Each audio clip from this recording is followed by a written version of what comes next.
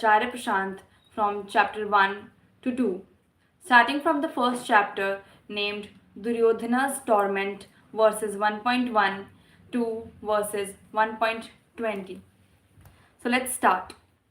Dhritarashtra said, "Tell me, O Sanjay, assembled on the Kurukshetra, the center of religious activity, desires to fight, what indeed did my people and the Pandavas do?" Sanjay said, "At that time, King Duryodhana, having seen the Pandavas' force in battle array, approached his teacher Drona and spoke these words. Behold, O teacher, this mighty army of the sons of Pandu, arrayed by the sons of Drupada, thy gifted pupil. Here are heroes, mighty archers, the equals in battles of Bhima and Arjuna, the great warriors Yuyudhana, Virata, Drupada, the valiant Drishiketu, Chekitana, and the king of Kashi, the best of men, Purojit, Kuntibhoja, and Shabya, the powerful Yudhamanyu, and the brave Uttamanujus, the son of Subhadra and the son of Draupadi, all whom are lords of great chariots. Here also, O best of the twice born, the name of those heroes who are distinguished among ourselves, the leaders of my army, these I relate to you for your information. Yourself and Bhishma and Karna and Kripa, the victorious in war, Ashwadhama and Vikarna, Jayadartha, the son of Somadatta, and many other heroes, also well skilled in fight and armed with many kinds of weapons, are here, determined to lay down their lives for my sake. This, our army, defended by Bhishma, is not sufficient, but the army of theirs, defended by Bhima, is sufficient. Now, do being stationed in your proper places in the divisions of the army, support Bhishma alone? That powerful oldest of the Kurus, Bhishma, the grandsire, in order to cheer Duryodhana, now sounded aloud a lion roar and blew his conch. Then, following Bhishma's conches and cattle drums, tabors, trumpets, and cow horns blazed forth suddenly from the Kaurava side, and the noise was tremendous. Then also Madhava and Pandava, stationed in their magnificent chariot, yoked with white horses, blew their divine conches with a furious noise. Hirikesha blew the Panchajanya, Dhananjanya, the Devdatta, the Vrikodara, the doer of terrific deeds, his large conch Pondara. King Yudhishthira, son of Kunti, blew the conch named Ananta Vijaya, and Nakula and Sahadev their Sughosha and Pushpaka. The expert bowman, king of Kashi, and the great warrior Shikhandi, Drishtayumna and Virata, and the unconquered Satyaki.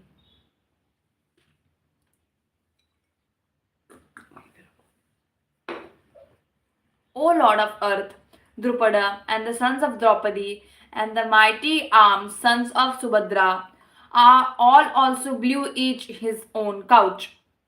And the terrific noise resounding throughout heaven and earth rent that hearts of Dhritarashtra poet party. Then, O Lord of earth, seeing Dhritarashtra's party standing marshalled and the shooting about to begin, the Pandava, whose ensign was the monkey, raising his bow, said the following words to Krishna. Okay, so till now we have read the verses mentioned in the Bhagavad Gita. Now we are going to read Acharya Prashant's interpretation of these verses. So now I am starting with Acharya Prashant's interpretation. The first chapter of the Srimad Bhagavad Gita holds central importance and is quite peculiar compared to the rest of the text. It opens with a query from Dhritarashtra, the father of the Kauravas, and he is an interested party. It is very partisan query. He wants to know what is happening on the battlefield. He implores Sanjay to tell him of the proceedings at Kurukshetra. Lore has it that Sanjay was blessed with a special kind of sight through which he could see what was happening on the battlefield that was geographically at a fair distance from where Dhritarashtra was seated. But that thing is of no importance. It does not matter whether Sanjay had a divine vision or was simply being communicated the noise through some normal kind of communication arrangement. Dhritarashtra does not have eyes, and that is significant. The query is coming from someone who cannot both literally and metaphorically see. So he queries Sanjay.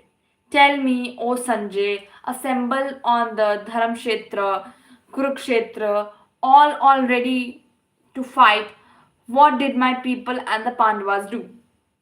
So Kurukshetra, it's obvious from the way the question is framed, what already a renowned place, a place of religious significance, and that's where the two armies have congregated. And what happens next is for Sanjay to rely. And Sanjay, without beating about the bush, very directly proceeds to communicate the status of the battlefield. And he said, Duryodhana, seeing the Pandavas arrayed in a battle formation, approaches the teacher Drona and says, Look, Acharya, look, O teacher, look at the great army of the Pandavas, the son of Pandu, arrayed together by the son of Drupada, who is your blessed disciple. So it's a strange kind of dialogue. The armies are all ready to have a go at each other. And Duryodhana in the moment goes to Drona and says, look at the enemy. Look at their mighty army. And the two persons he names are both students of Drona. He is talking of the Pandavas, especially Arjuna, and he is talking of Drishtadyumna. So he says, see, look at their might. Now, it is no coincidence that the two have been named, and the one these two have been named to are in a special relationship. It is almost as if he is taunting the teacher. Look how indiscreet you have been. The ones you taught are now ready to kill you. And factually, what Duryodhana is saying is right. But it is indeed unwise of him to say that at this moment. That tells us of the climate on the Kaurava side. The various people are all standing together, the warriors, the fighters, but there is hardly anything really strong and central uniting them. They are all there because of miscellaneous reasons, rather compulsions. So Bhishma is there because he has his war to keep. Bhishma is there because he has his war to keep. The 100 brothers are there because the eldest among them has ordered them to. Dronacharya and Kripacharya, they belong to the court. Their loyalty was inexorably tied to the state. So again, they have to be present. Karna is not there on the battlefield at this moment, but his reasons are entirely different. He is there to repay an old debt.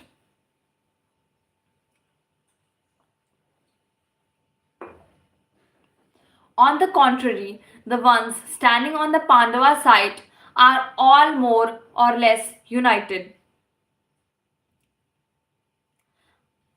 by a common central theme, and Krishna stands for that centrality. The name of that centrality is Dharma. We have been wronged. The wrong must be corrected, righted. So here we are. So this kind of disarray and confusion is not evidenced on the Pandava side. We must not just read what has been mentioned. We must also see what is significant by its absence. So there is a psychic strife being mentioned on the Kaurava side, and that kind of a strife is not being mentioned on the Pandava side. That absence is significant, and that absence is the very nature of Dharma. Dharma is not a special presence of something extraordinary. It is the absence of a lot of things that plague the normal, ordinary mind.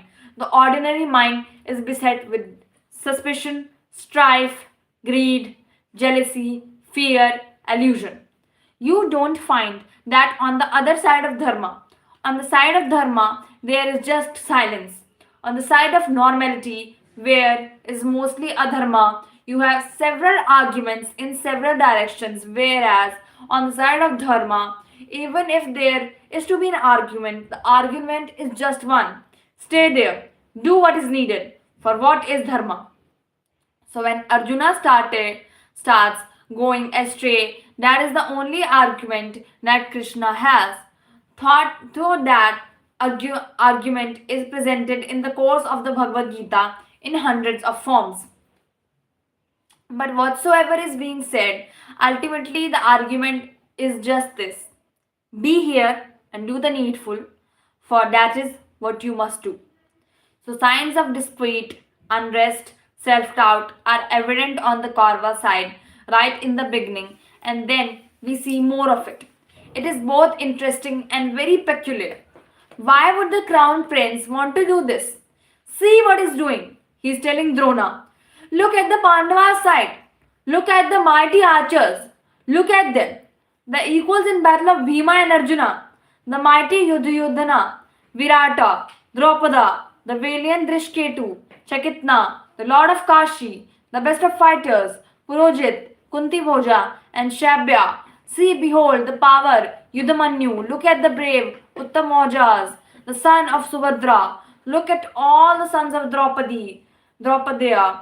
And so many of those great warriors are there on that side. Look at them, Drona, oh my teacher. Why would somebody do that? Is Duryodhana out of his sense? Is that a state of some kind of disorder? Is he delirious, unhinged? What is he doing?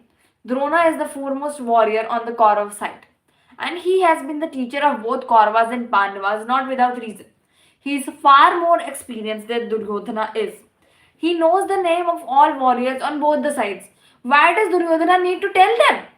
There is only one reason this can happen. Duryodhana has just lost it. He is afraid. Even though his army is significantly bigger than that of Pandavas, yet there is a deep fear. He is trembling, and this fear is making him utter nonsense. At a moment when composure is needed, he is simply letting his confusion spill over to a very important asset of his side. And then he says, just telling you the names of the warriors on that side does not suffice. Just for your information, just to augment your knowledge, now I'll proceed to narrate you the names of the warriors on our side. And Drona must be wondering what exactly is he doing. In fact, I already know the names of more warriors than Duryodhana can decide. What is he doing? And one can visualize Drona giving a straight look to Duryodhana. But Duryodhana is lost. Even open and direct words are unlikely to have an impact on him. Krishna addressed him very squarely, and Duryodhana did not heed. In this moment, it is unlikely that subtle non-verbal communication can have any effect on Duryodhana. So here, our best soldiers, and I will narrate their names to you. Of course, the first name is your own, and Drona must have said, thank you for reminding me that I stand on your side and I am a foremost warrior. So yourself and Bhishma and Karna and Kripa, all victorious in war, and Ashwadhama and Vikarna and Jayadartha, the son of Somadatta. And Drona must be wondering, should I add a few more to his list just to pull him out of his fear? And many other heroes as well, all highly skillful and armed with various kinds of weapons. They are here, determined to die for my sake, not determined to win for my sake, not determined for kill to my sake, but determined to die for my sake. And Duryodhana is no mean fighter. He justifies his reputation in the last battle, in the mace battle with Bhima. He is himself a top fighter and yet is greatly perturbed. That's what happened when you represent a dharma. You won't even know why are you so disturbed, so unsure, so unseated. Why do you feel wrong-footed all the time? Logic will be on your side, the numbers will be on your side. You will have a whole range of arguments to support and justify your position, and yet something within you would be just very unsure of itself. In spite of all the factual evidence available, you would be sensing an impending doom. You will look at the material stuff you have. You will look at all the evidence available. You will feel you are a winner, and you will be a winner.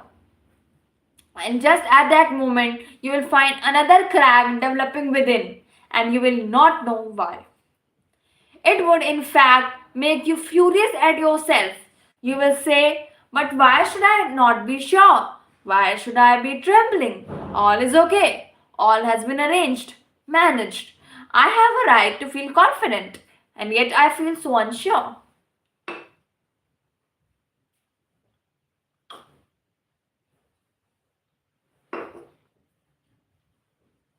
Why? And on that side, I see someone who is inferior in numbers, who does not look like having the strength, and yet that fellow stands firmly. And here I am shrinking and trembling.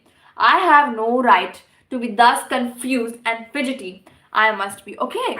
And if I am not feeling okay, then I must at least display that I am okay. And you will want to display to everyone and yourself that you are okay, but your inner being will refuse to feel okay. You will parrot all your arguments to the mirror, but the one in the mirror would still stand confused and afraid. Now that's the moment. Either you could accept there is something fundamentally wrong with your position, or you could listen to yourself. Well, when I can logically defend my position, it simply means my position is alright. I have thought it through and I can argue it out. Doesn't help. Are you whole within? Are you compact within? Or are you fragmented within? Can you look at dharma in the eye? Or is there a part of you that is actually ashamed of itself? So ashamed that it cannot look even in the mirror in the eye. This is our army defended by Bhishma, yet very insufficient. And look at the army of theirs defended by Bhima, that appears to be sufficient. Now, between Bhima and Bhishma, apparently Bhishma is the more experienced and more renowned fighter. Plus, his weapons is technologically more advanced. In a one-to-one battle, Bhima would hardly be a match to Bhishma. Even in leadership skills, as a general of the army, as the commander of army, Bhishma is arguably superior to Bhima. So the Kauravas have a greater command, great in both skills and experience. They have a larger army, and yet Duryodhana very clearly says here all. This appears quite insufficient. Aparyapta. Aparyapt. And that side led by Bhima appears quite sufficient. Paryapt. Is this just a Freudian slip of tongue? Well, probably not. Duryodhana is for once being honest. Duryodhana is being honest in spite of himself. So he says, everything appears graded on our side, and yet the fact it appears insufficient, as if even an infinity added to my side would lose its charisma, its power, and turn into insufficiency. Just as anything multiplied by zero gets reduced to zero, just as it does not make much sense to increase the value of the digits of a big number if the first digit itself is zero. Adharma, not being with the truth, is that first thing. If that first thing is zero, it does not matter what have you arranged after that zero, or does it? Now that leaves the adharmika one, the opposer of rightness.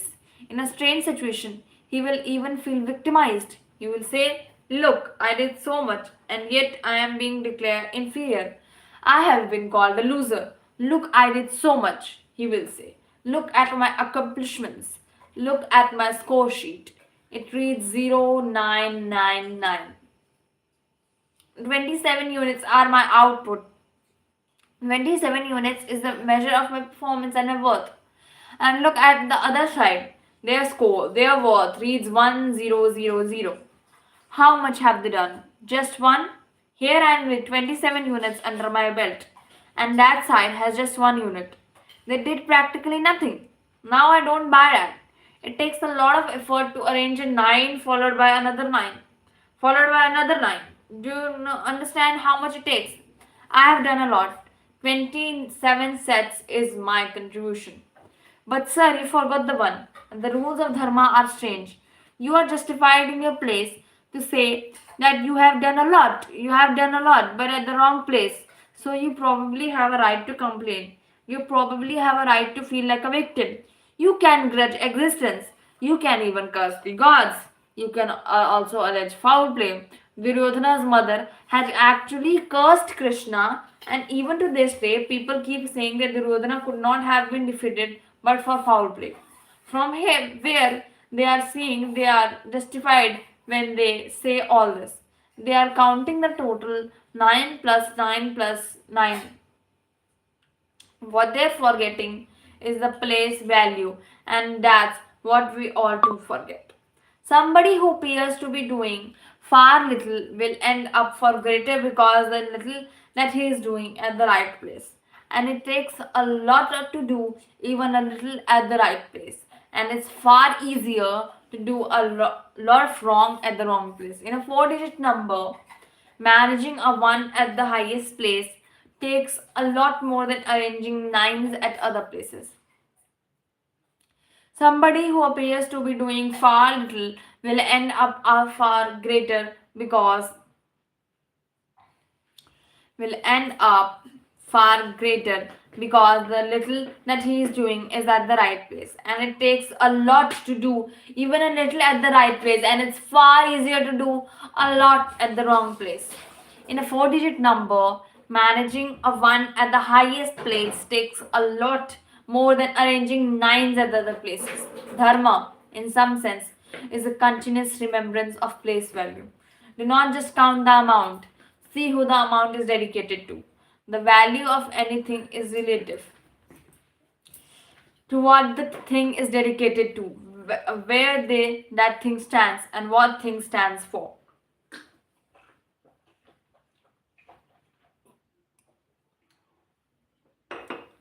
We get exemplifications at many places.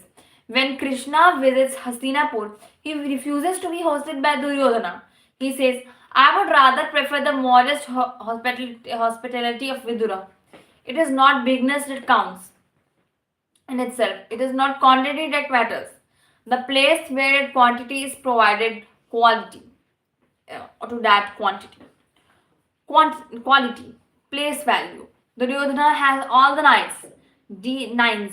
Deep within, he realizes the Pandavas have one at the right place. The Pandavas have one at the highest value. The name of the one is Krishna, or Dharma, or truth. And when you realize, it's a very chilling feeling. It's the end. No arguments holds good for that. You realize you have set up the entire circuit but forgotten to switch the power on.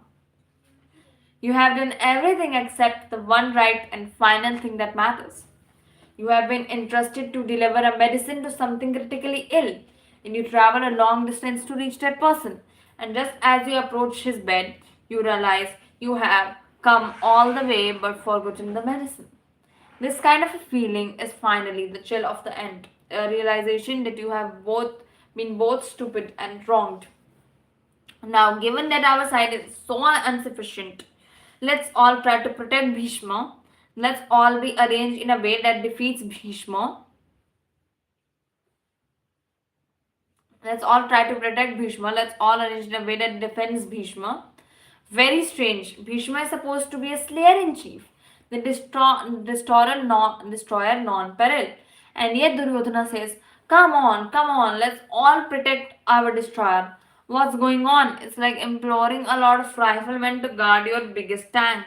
What are you so unsure of? He is not unsure of Bhishma. He is unsure of himself. He knows he does not deserve to win, and that's what. He knows somewhere Bhishma will be killed, not because Bhishma is a less fighter, but because Bhishma is standing on the wrong side.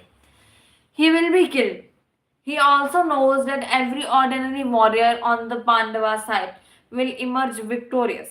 Not that everybody on the Pandava side was ordinary, but even the very ordinary ones on that side will emerge victorious. Obviously, not because they are great fighters, but because they are on the right side. In an epiphanic moment, he realizes how stupid he would look to have had a great and resourceful army and the best of fighters arranged in his favor and get lost.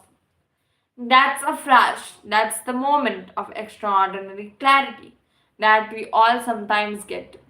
That sometimes happens, usually in very significant moments, and this is the one significant moment. Do you see how the Kaurva side Duryodhan is going bonkers? and something a little similar to going to happen to Arjuna on the Pandav side. The two principal warriors are both getting very nervous. It happens that's the outcome of a big moment like this one. This battle is supposed to be the biggest in one of the centuries. Practically every warrior worth the name from across the various kingdoms in North and Northwest Kingdom were assembled there. It was definitely a world war of its time. And in those moments, you do get such instances of fleeting clarity. Why does that happen? Because under the weight of such a heavy situation, your falseness crumbles. And therefore, clarity shines at least for a while. At least for a while. The situation is also demanding, so horrifying, so challenging that all your pretense and shallow arguments and facades they just yield, collapse, and you are left staring at the truth. And that's what is happening here with Duryodhana. Just as because the clarity is incidental and fleeting, therefore it neither is bright enough nor compelling enough. Duryodhana will manage to retain his darkness, in spite of having seen what he sees in these movements in the first chapter. He will continue to fight as if he has seen nothing. The first chapter, in fact, the differences between Duryodhana and Arjuna. Duryodhana is nervous, confused, bewildered, but he has no Krishna to go to. He goes to Drona. Drona is his teacher. Arjuna is bewildered. He too goes to Krishna. Krishna is his teacher. And that all makes the difference. And all of this is happening in the first chapter itself. Had Duryodhana and Krishna to go to who knows, everything might have been different. But then these things can't just happen, wishfully or incidentally. It was not without reason that Arjuna had a Krishna by his side. Arjuna had worked hard to deserve Krishna, and Duryodhana had worked equally hard to lose Krishna. With the two of them had gone to Sri Krishna to seek his favor, his support in their respective battlefields. Arjuna had all the opportunity to ask for Krishna's resources. Quantity 999. Arjuna refused all of that. Arjuna said, I want you. Mind you, Duryodhana had a right to feel victimized even then because of the two. Duryodhana had apparently approached Krishna earlier, but legend has it in written that he chose to stand by Krishna's head side. Well, I am big enough, and here I am standing right upon your head, and Arjuna preferred his leg side. So, as it is natural, the sleeping man opened his eyes, and he won't turn around to look at who is standing behind him. So he looks at Arjuna, who is standing at his legs, and says, Yes, please tell me. Duryodhana intervenes. He says, I came first. Krishna says, But I saw him first. I will decide as per my experience. I saw him first. And Arjuna could have lost it all that moment. Arjuna could have said, I want this, I want that. Krishna said, You will have the first right to choose. But remember, you can choose either me or all my resources, including the Narayani army, and this is the famous for not being ever defeated. It's an invincible army, Arjuna says. I want one. And imagine Duryodhana thanking his stars at that moment. Duryodhana bursting an internal glee. Wow, such a fool this Arjuna is. And I will have all Krishna's resources. And Krishna is saying, not only will he join Arjuna alone, he will also said he will not pick up weapons. Now, what use is Krishna to Arjuna? He won't have the army. He also won't have his weapons. What will I gain by keeping this kind of a man by my side? Thinks Duryodhana. That's where Duryodhana lost it. Gita does not mention that, but I suppose that moment when Duryodhana lost Krishna, would have just flashed before the couch was blown. Duryodhana would have looked across that side and said, Not Drona, at this moment I needed a Krishna to talk to, and how fortunate is Arjuna. I feel all over the place and I can see Arjuna is equally scattered. But how unfortunate is he? He has Krishna as his guide as his charioteer. You see what is happening. The entire situation, so replete with meaning, and Duryodhana says so much. Nothing comes from Drona. And when Arjuna speaks, Krishna responds with a Gita. Who defeated Duryodhana? The Pandavas? Arjuna? No. Gita defeated Duryodhana. When Duryodhana is blabbering this way, could Drona narrate the Gita to him? Duryodhana could have for sure emerged the winner. He had the men, the material, and the muscle on his side. Why would he lose the war? Man on man. The Kauravas were superior. Use your mind, your arguments, your intellect to further the truth, in service of the truth. Don't use all these things to assess the truth or to oppose the truth. Give everything to finding out what is the highest for you. And once you find out, stop assessing it, start serving it. And that service has to be one pointed. You cannot have five masters. So, Drona, let's defend Bhishma. And Bhishma is probably hearing all this. That powerful, oldest Kuru. Bhishma, in order to cheer up Duryodhana, now sounded aloud. A lion roared and blew his conch. That's what the oldest Kuru is being made to do. And by any kind of calculation, Bhishma is at least 80 at this moment. He could be 90 or 100, that's possible, but in no way is he anything less than 80. And the 80-year-old man finds himself responsible for cheering up an ill tempered prince who desires the throne as a toy. Why? Because this man, this war was bigger than the truth. Just to the as to the Duryodhan, his toy was bigger than the truth. A moment to reflect. What is to your bigger than the truth? We all have our personal preferences. To Karna, his loyalty, his allegiance was bigger than the truth. What is to your bigger than the truth? And you will never say to me, falseness is bigger than the truth. No, was Bhishma fighting Arjuna to defend falseness? Bhishma would not say that, nor do we want to say that. Come on, would Karna say that he is a defender of falseness? No. So you do not see what you stand for. That becomes difficult to see because that you stand for is very intimate to you and you are so close to it, so approximate to it, so identified with it that the proximity blurs your vision. You won't be able to really see what you stand for. His palm over his eyes. If this is just so near to my eyes, can I see what is written here? I won't.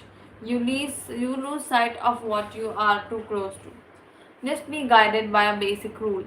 If there is anything that makes you stand against a Krishna, that thing deserves to be called your personal falseness. Whatsoever might be the name of that thing, and usually that thing carries a beautiful or a grand name. A beautiful or grand name. For Bhishma, the grand name was loyalty to the throne and keeping his word. Now, and keeping his vow. I will not go back on my word. Bhishma will not say he is defending falseness. He will say he is defending his word, and that's noble thing to do. Irrespective of what you are defending, if it makes you stand against Krishna, just know that your lovely thing is just falseness. Falseness would not sustain if it were openly declared its means. It was always carry some lovable and honorable name, duty, love, friendship, and even dharma. So Bhishma blows the conch, and taking cue from Bhishma, conches and kettle drums and trumpets and horns blared forth from the entire Kaurava side, and the sound that was thus raised was tremendous. And after this, we have Arjuna. So we will come to Arjuna the next time. It behoves us rather to spend more time with the one of our kind, Duryodhana, because once you come to Arjuna, you came to Krishna, and with Krishna, you anyway have to stay for the entire length of the Gita.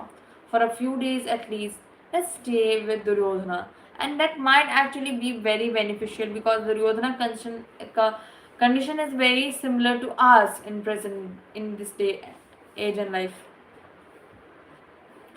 I am fond of telling my audiences every time I am with the Gita said that see that you are Arjuna, please see that you are Arjuna, and only if you see that you are Arjuna will the Gita be beneficial to you.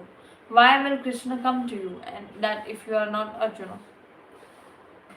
But over the years, rather decades, experiences has taught me that most people do not want to be Arjunas. Most people do not even want to have a Krishna by their side. So then it is the example, the metaphor of Duryodhana that is now more applicable to most people.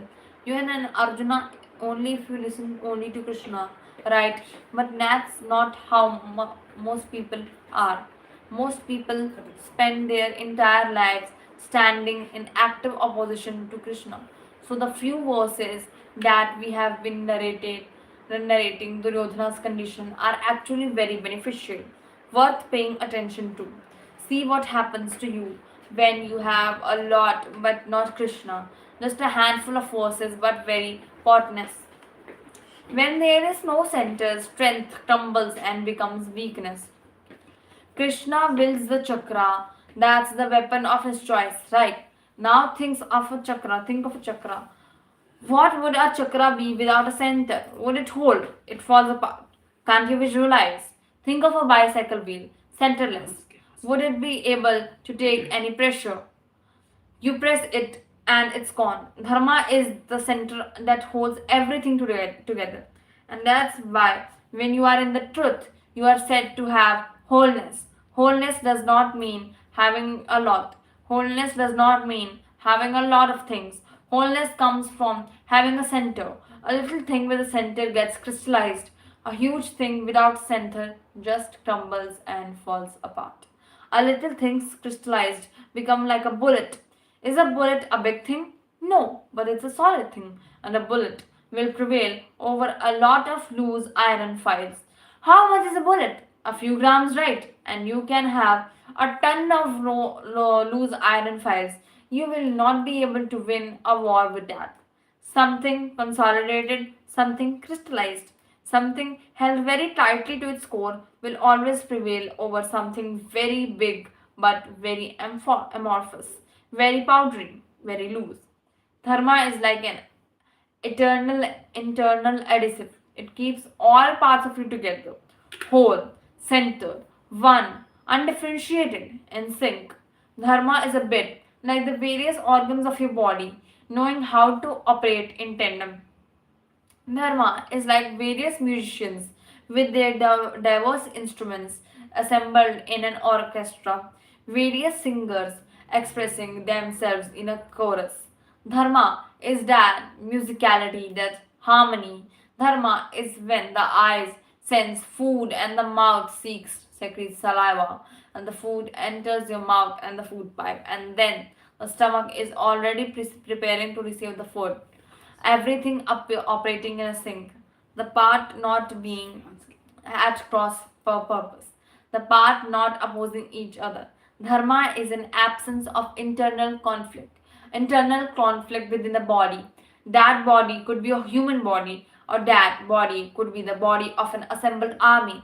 Dharma therefore means a lot of internal peace, no civil war within.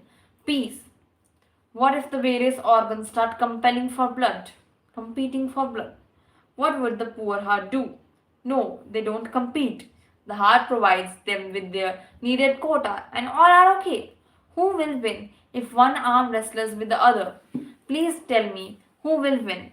For sure, you will lose. Myth has characters with several heads and dozens of for arms. Do you see what that represents? The represent that represents the mind. That represents our internal state.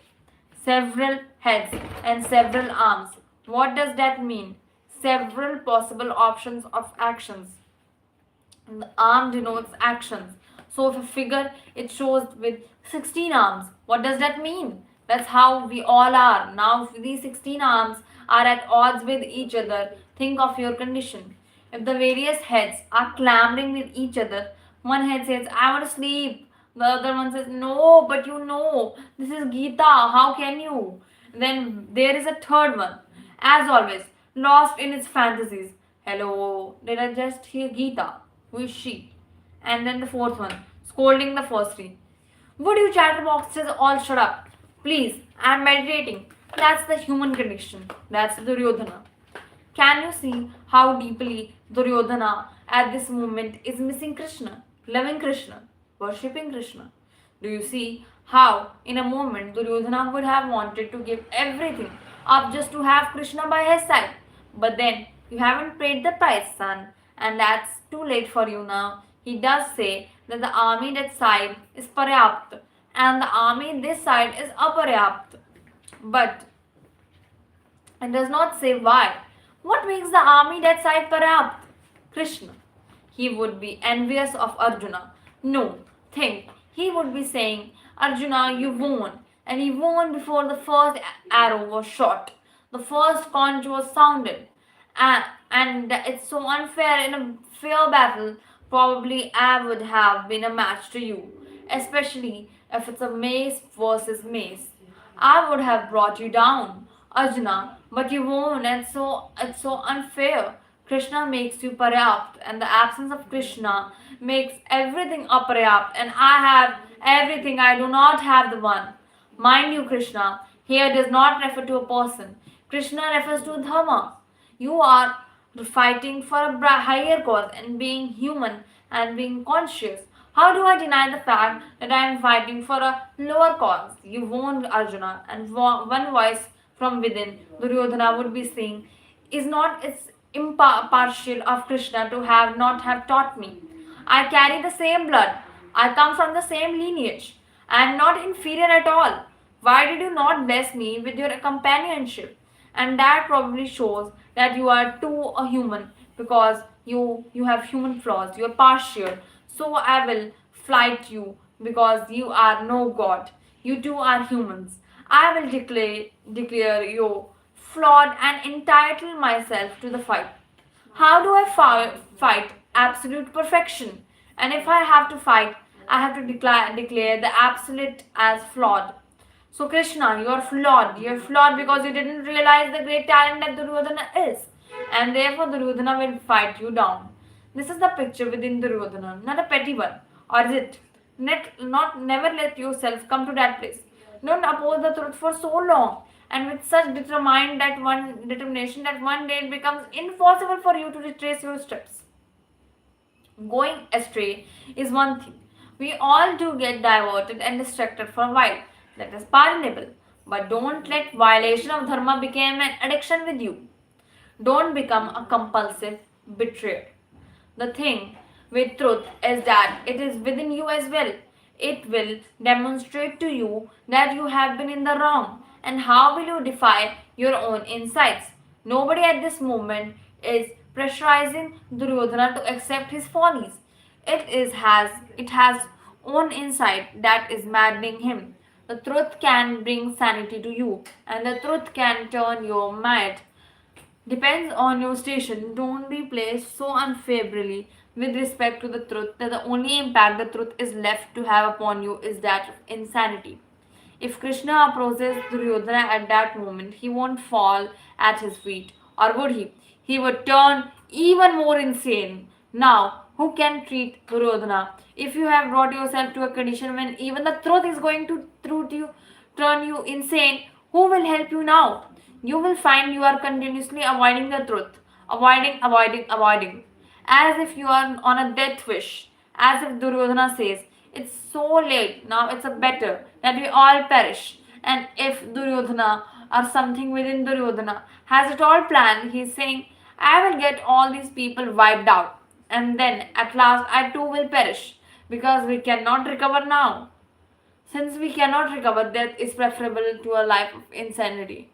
Don't bring yourself to that point where even the truth becomes incapable of recovering you. And that is possible. When it comes to the ego, even the truth is not omnipotent. The ego can place itself after years of stubborn and sly opposition and resistance to the truth in such a tricky position, in such an ineluctable position that even the truth cannot help it. Don't be too sure of the truth. The truth is not omnipotent. You will not always be saved. The omnipotence of truth is contingent on your receptivity and your willingness to improve, to recover, to dissolve, to listen. Don't be too confident that whatever be your condition, there is the truth always present and available to redeem you. Not even the truth would fail to redeem you. There was the movie Purab and Pashchim. I think it's a Hindi movie. And there is the song, a poignant one. And a couple of lines always fascinated me. They said, होगा मसीहा सामने तेरे फिर भी ना तू बच पाएगा. How is it possible? The lyricist is saying the Messiah, the prophet or the avatar will be right in front of you and yet you won't be saved. How is that possible? The Messiah is supposed to be the redeemer. He is supposed to save everybody. Why is the poet saying that even the Messiah will fail in saving you? Having matured a bit, I think I now understand. It is possible for a person to bring himself to such a complex position that even the Messiah fails, as if these lines were written for Duryodhana. Krishna is right in front of him, and yet Duryodhana cannot be redeemed, and Krishna is no stranger. Krishna is a relative. Duryodhana has known Krishna since his childhood. In a physical way, Krishna has been almost by Duryodhana's side for long years, and yet all of that has finally come to this. So here comes the end of verses 1.1 to 1.20. Tomorrow I will come up with the remaining verses and we will go on this journey of understanding Bhagavad Gita through the interpretations of the great Acharya Prashant.